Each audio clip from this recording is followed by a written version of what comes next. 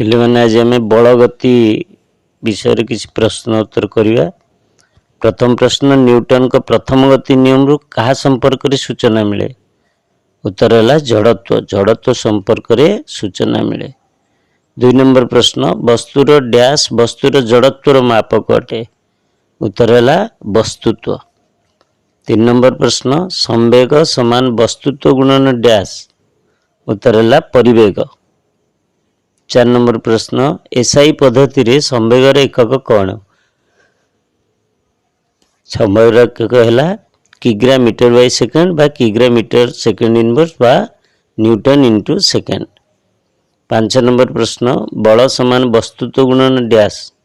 उत्तर है त्वरण। 6 नंबर प्रश्न, गोटे वस्तु उपरे 36 न्यूटन बल प्रयुक्त होबारु उत्पन्न त्वरण 18 मीटर पर सेकेंड स्क्वायर। तेरे वस्तुत्वर परिमाण केते? तो वस्तुत्व m equal to F by a 36 newton by 18 metre per second square equal to 2 किग्रा।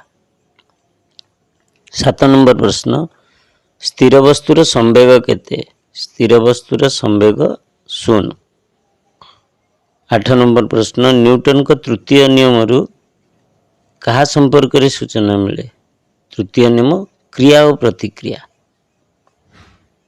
9 नंबर प्रश्न, बलर एसआई एकक कौन? बलर एसआई एकक होची न्यूटन। 10 नंबर प्रश्न, वस्तुर प्राकृतिक अवस्था कौन? वस्तुर प्राकृतिक अवस्था है स्थिरावस्था।